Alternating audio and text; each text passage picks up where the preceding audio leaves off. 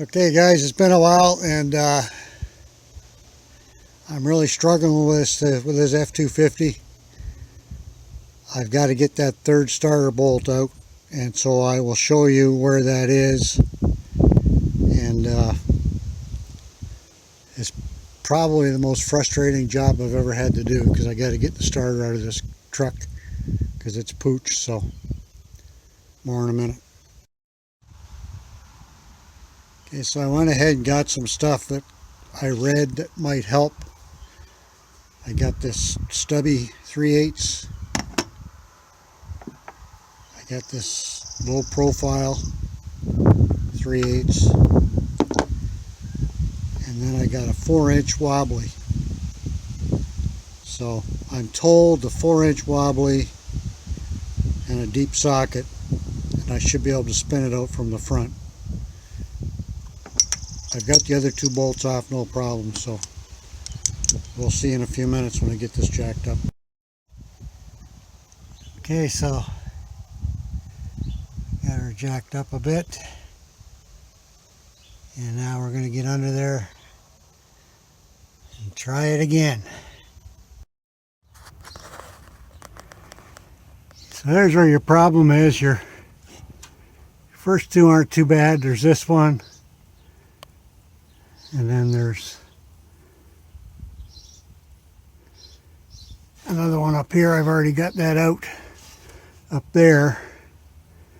But then on the other side, about this spot, there's another one.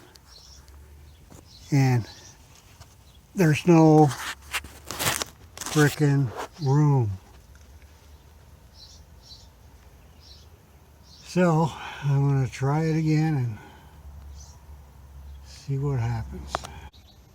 Okay, so this is what you're going to need to do to get this off. I had to take the solenoid off. So to do that, there's a couple of Phillips screws that go in the end through the housing there. Right there. And once you get that solenoid off, it gets a little bit easier.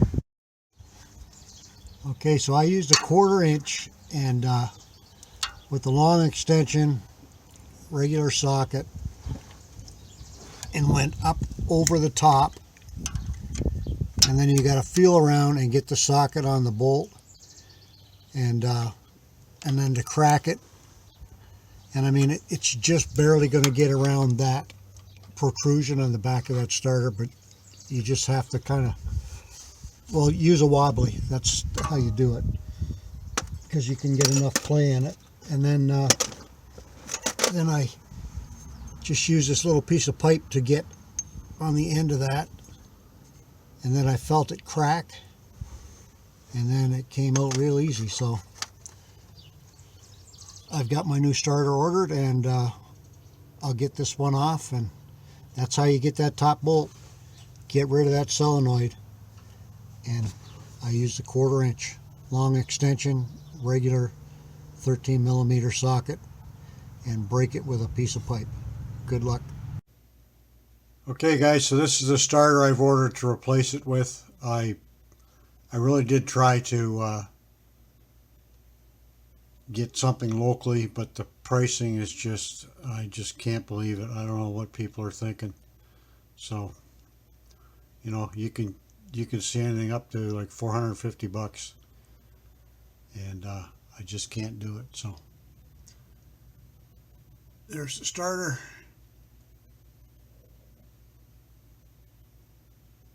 And we'll get that puppy in as soon as it's delivered. Okay guys, just to be clear here, because a lot of videos I watch oftentimes don't have the details that I need. That's what got the top bolt out, the 1/4 inch, and that's the length. I tried the stubby, I tried the low profile. With the low profile, I was able to get it within 1/8 of an inch, but there was the top of the the tunnel just wouldn't, it was 1/8 of an inch. The config was 1/8 of an inch too long, and I couldn't get it in there. And I used every configuration you can think of. So it's just one of those things. So take your time and, don't give up. You'll get it.